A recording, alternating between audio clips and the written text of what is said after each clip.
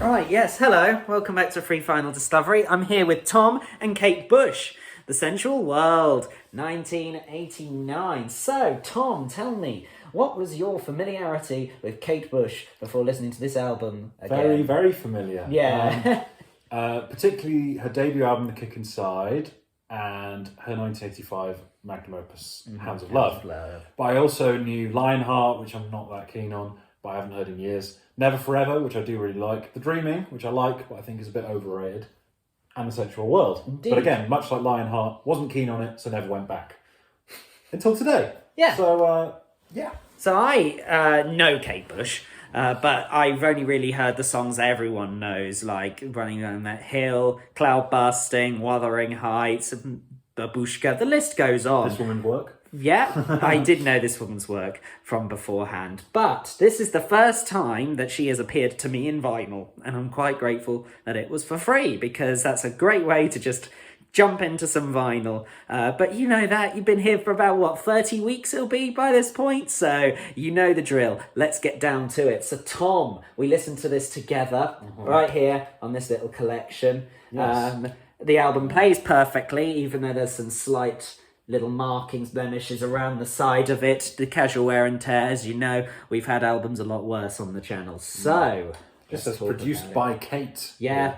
So first name basis only. So for me, it's very 80s. Yeah. And it's very polished and clean for Kate Bush's style. It's definitely a lot less weird than a lot of her other stuff. It's played a lot more straight. But I did kind of not discredit. I kind of forgot the amount of sort of Irish folk elements and that sort of Eastern European as well, sort of Turkish music kind of influence, which was very interesting, sort of blended into this pop music. So it's not fair to say this is the album where she sells out or she goes normal. It's just that the songs are a bit more straightforward and the instrumentation is what is really making it stand out. Now, side one, quite good. Yeah. Sensual World is good. My favourite song on the album is Love and Anger. I think that's a really good song. Yep. The Fog, not for me. But then Reaching Out and Heads Were Dancing, pretty good too. Yeah, side two is okay. I do like this woman's work. To be honest, I don't think these are her best songs. Some of them really do pass me by. Sound is good. It's well produced. But I just need a bit more meat on the bone for my Kate Bush listening. That said, I would have given it a 6 out of 10 on my first listen. I'd give it a 7 now. I think it's a good album, but I think she has much better, personally. Yeah, fair enough. I mean, I haven't listened to any of her albums other than this, so I can't really add to that side of things. But one thing I can say is I echo your sentiment completely about the A side. Apart from The Fog is a very strong side, especially those first two tracks really come in Work strong. together well as well. Yeah. And I'm a big fan of Heads Were Dancing. I got really into that for a while, but I listened to this first in the summer, so my memory had waned. But Tom came down, I decided to put it on again, and I refreshed my memory and realised those two songs at the beginning of the album are also really fantastic.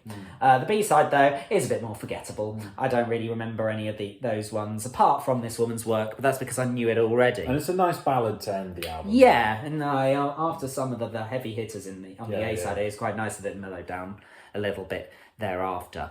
On the whole, though, I'm quite happy to have this record. I don't often veer towards weird, so perhaps it's good for me to go in softly with Kate Bush and warm myself up for those other albums, like the massive hit of Hounds of Love, which I do intend to get around listening to. I think you would enjoy parts of Hounds of Love. I think The Dreaming is the one that would really make you have a heart attack. No, dreaming, more like a nightmare. Yeah. So- Because that's even a bit much for me in terms of weirdness. So I don't know how you would. Yeah, I don't know how you would get on with that. So. Right. So Anyway, that was The Sensual World. That was Tom. Let us know what you think of this. Are you familiar with Kate Bush, or have you been living under a rock? Do you like this album? Have I committed blasphemy against your name? Let us know in the comments below. I do like reading them when they pop into my inbox. Really pleased to have done this album at last. I've been waiting for the right moment to get it on. I was scared. I'm not anymore. Thank you very much for watching, and Tom might not, but I will see you again next week.